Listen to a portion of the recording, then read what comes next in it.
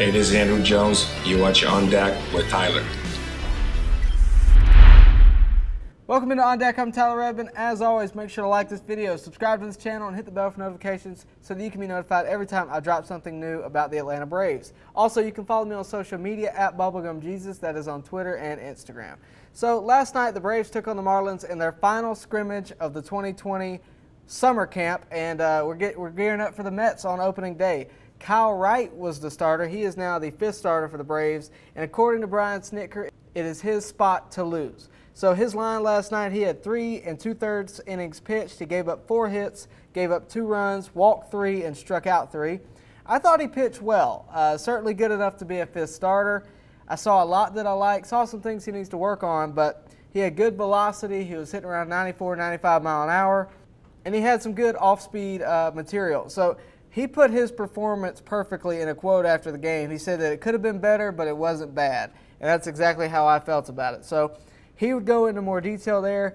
A couple walks, I feel like my mechanics got away from me a little there. I do feel like I did a decent job of coming back through that last inning.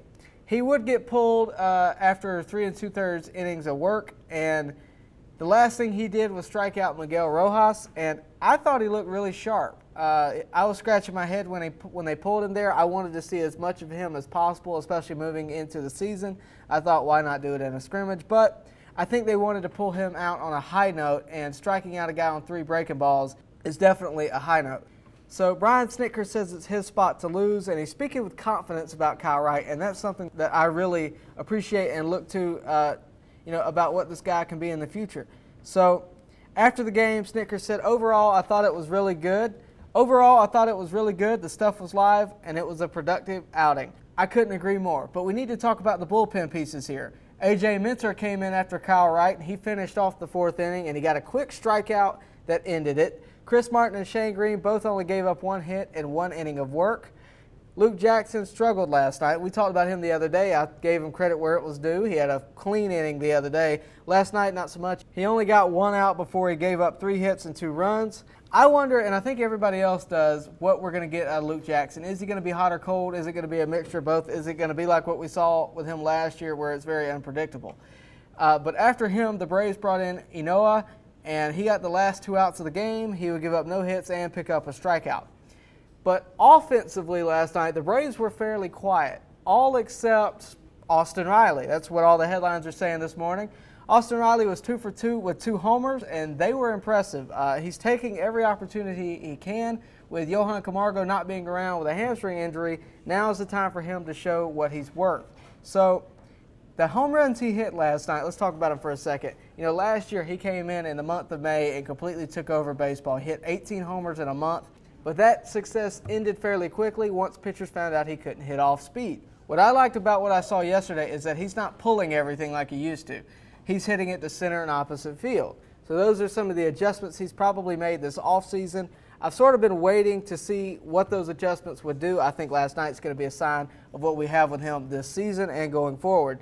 I'm really excited about the potential he has and the upside he has this season and going into his future career. So the Braves picked up Charlie Culberson the other day on a major league contract. That's good to see. I haven't really had a chance to talk about it on this channel, so I'm going to do it now. But a few days ago, I said to you that I thought it would be a mistake if the Braves did not pick up Charlie Culberson on the 30-man roster. Reason being, the guy's so versatile. You can put him in literally any position and him be successful. Outfield, infield, pitcher, whatever you need him to do. And I think that's so important going into a season where everything is unpredictable this year. So I'm glad to see that. The other thing we need to talk about, who's a guy that's potentially going to be on the opening day roster, but we're really not sure yet, is Johan Camargo. We know that he went down with a hamstring injury a couple of days ago, and he worked out yesterday without any problems, but the Braves are going to see what he does today in workouts before making a decision about opening day. Brian Snitker has already said that Austin Riley has the third base job on opening day, that being tomorrow, so we'll see how that goes. But I got to tell you, though, I think either way, Austin Riley's pretty much proven himself at third base as of right now. The Braves have also said that him and Johan are both going to get starts there, but right now I think Austin's got the advantage and he's got the hot bat, so we'll see going forward what that does.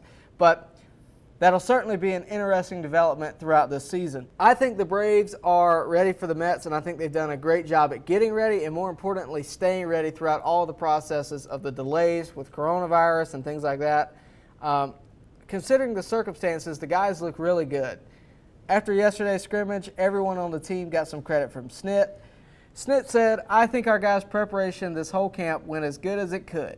Guys were unbelievable how they worked every day, how they came in from day one, how the intra-squad games went. I told them we'll get in as good a shape as we can under the circumstances. I feel really good about where we're at." So the Braves are off today, and of course they face the Mets tomorrow at 4:10 p.m. on Fox Sports Southeast. And it will be the two aces, Mike Soroka, facing off against none other than Jacob deGrom. And it's what we've been waiting on. I can't wait. I know you feel the same way. But if you want to see more videos like this, especially, we're going to recap opening day in a couple days from now. So to see that, you need to like this video, subscribe to this channel, and hit the bell for notifications so that you can be notified when that video drops, plus more.